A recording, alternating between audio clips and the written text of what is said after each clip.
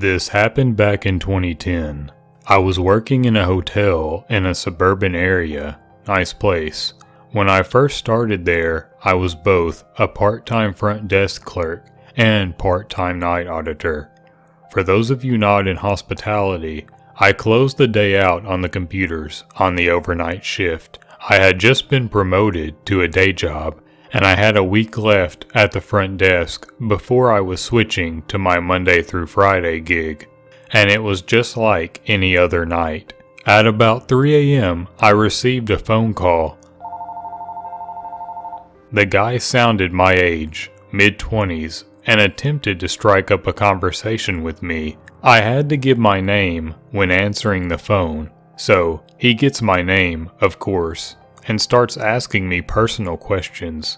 Do you have a boyfriend? Would you want to go out for a drink? Etc. Which were harmless, but nevertheless, I tell him I'm hanging up as I had a job to do.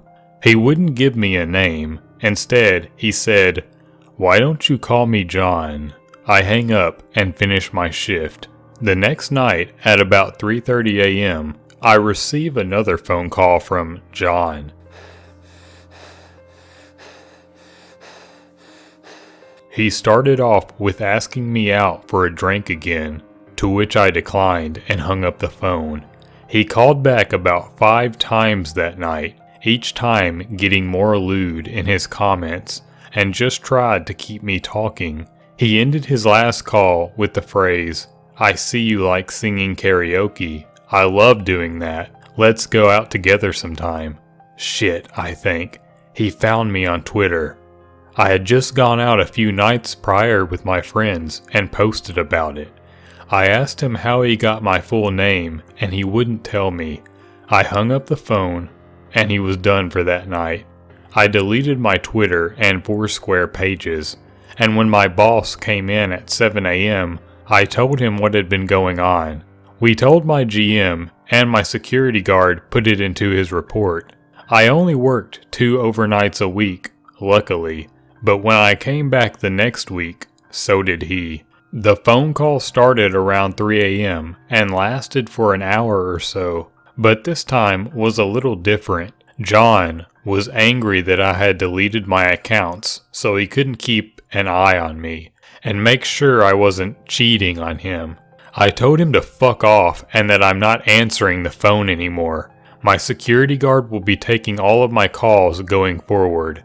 The phone was quiet for about 10 seconds, and then he screamed, "You're going to be with me whether you like it or not. I'm coming for you," and hung up the phone. I, of course, freaked the fuck out and called the police. Luckily, I had my security guard there, so I wasn't completely alone, but it must have been a slow night because it took the cops mere minutes to get there. I called my night supervisor, who left at 11 p.m., and he managed to calm me down. One cop was nice enough to stay until my shift was done. And with that, I told my boss that even though I had a week left of overnights, I couldn't and wouldn't do it. Thankfully, they understood, and I moved to daytime hours, as well as sent an email out to everyone telling them that anyone who called for me was sent directly to the GM. Thankfully, everything stopped after that, minus a few phone calls the security guy got for about a week. He told the guy that I had quit because of him, and the call stopped. Still creeps me out though. We think he may have been a former guest at the hotel, but I never found out who it was. This encounter happened to me a couple days ago, Friday night. I was so shocked by it I forgot to post it to the subreddit after it happened. It was a normal Friday night, like any other. Watch some late night TV, we've all been there. But when I went to go get some snacks for my viewing, I noticed my cupboard was bare. So I decided to make a quick run to a local gas station to pick up a cheap midnight snack. It was late, and it was the only place within walking distance that was open. But when I got to the gas station, there was this man there. Disheveled hair, he looked young, but his skin was oddly weather-beaten for someone so young looking, and his eyeballs had these yellow spots on them, unnerving to say the least. But he was the cashier, so I didn't have much reason to be afraid of him yet. I grabbed some stuff, lay it on the counter, and start fishing around for my debit card. Then the cashier smiles. "You like those Gatorades?" His teeth. I'll never forget those teeth. The only way I could describe them was pure evil, almost like they didn't fit in his head. I nod politely, praying silently that that'll be the end of it. He rings up my groceries, and I scan my card, and then he says, "Hold on, I need to replace the printer paper," and he walks back somewhere I can't see, but I look at the card scanner. There's no printer feed on it at all. Okay, fair enough. Maybe I just don't understand how receipt scanners work. Maybe I don't know where to look for the receipt to come out. But then I see this other guy at the door. He's trying to lock it. My red flags go off like crazy. I grab my card and leave my groceries there. Rushing to the door, I'm pounding on it like crazy, and the other guy is trying to stop me. I hear the cashier coming back, so I panic and push the other guy into one of the aisles, giving me the opportunity to unlock the door and rush out. I haven't been back to that gas station since. Now I know to buy my groceries ahead of time.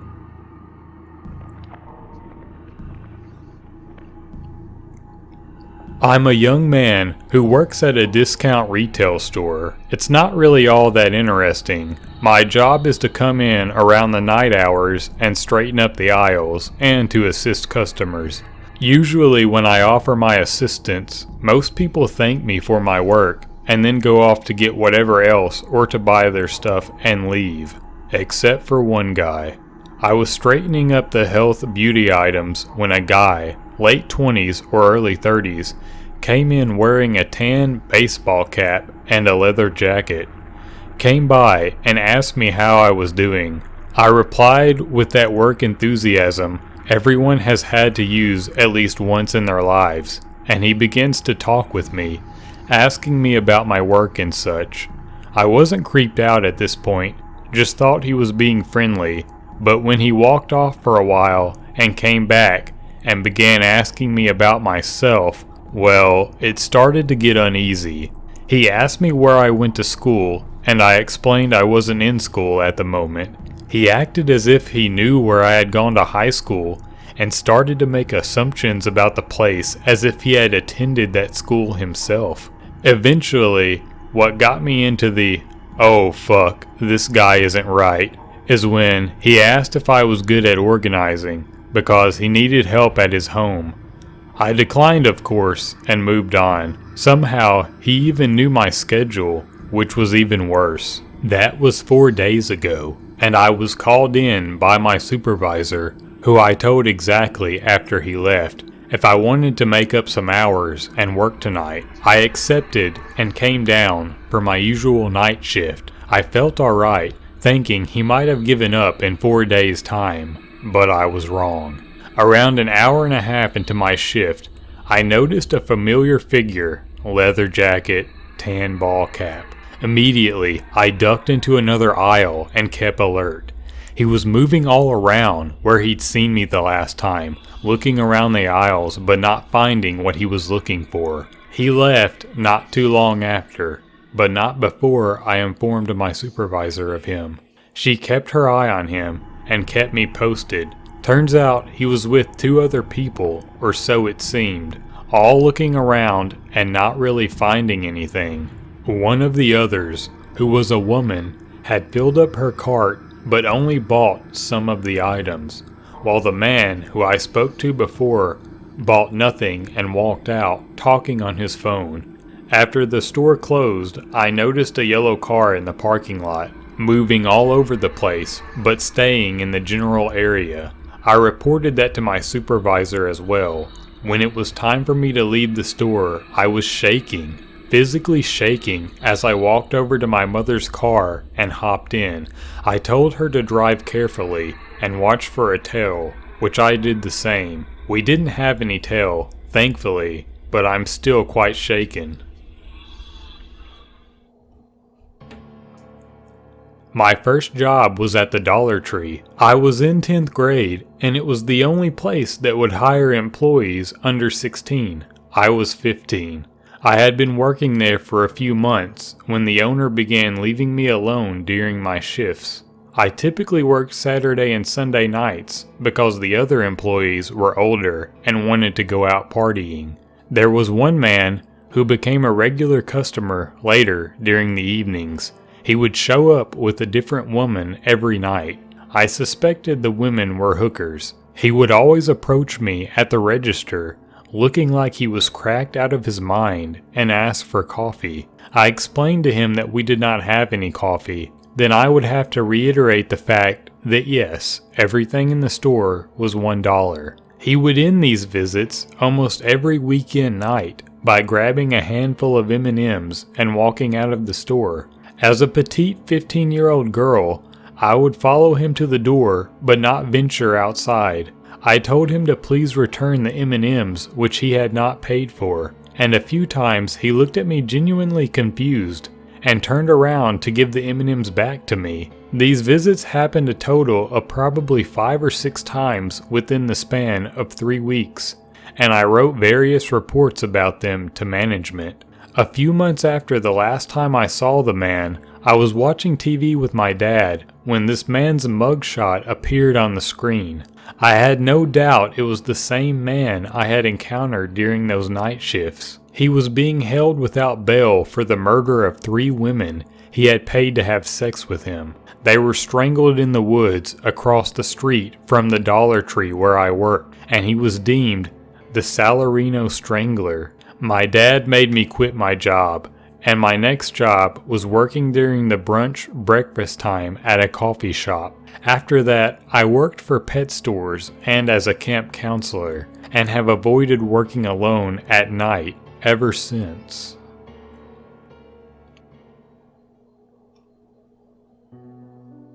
Here's a creepy incident that I endured some years ago. I'm a 41-year-old male, but the following events happened to me in 1999 when I was 24 years old. It's important to mention that I had an average build and was never a tough guy. I was working the graveyard shift at a motel in Oregon.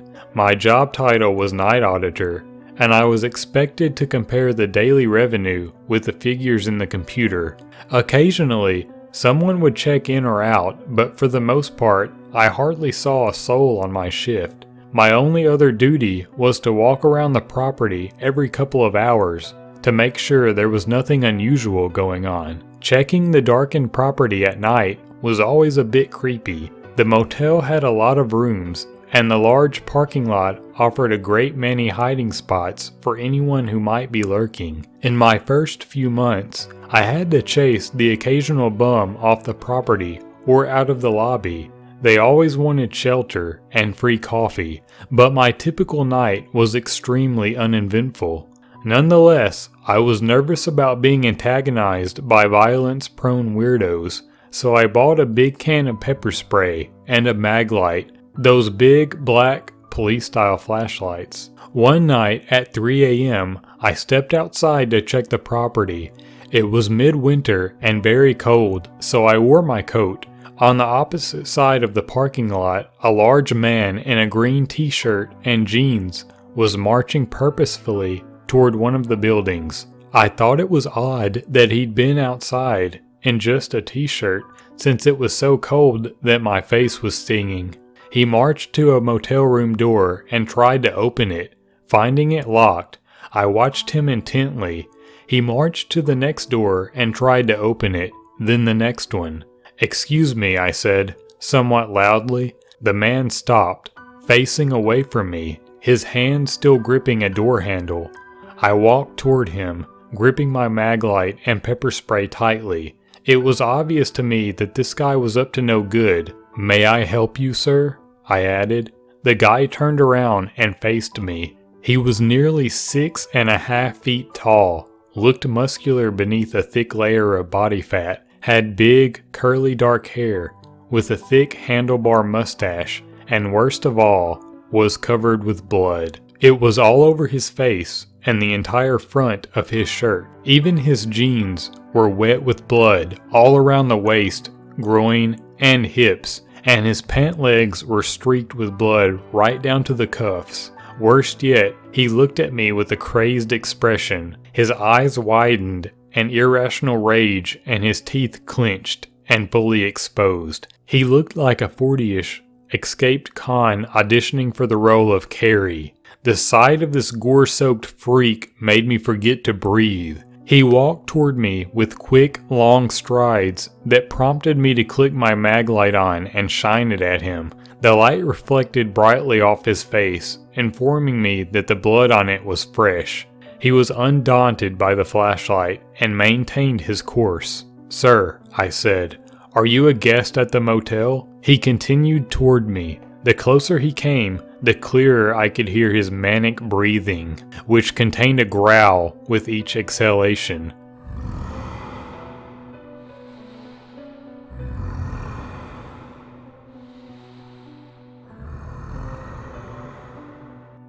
I felt it was obvious that he was going to attack. "I have pepper spray and I'm ready to use it," I said. His growling became more vocal and he seemed to hasten his step. At this point, he was about 20 feet away from me.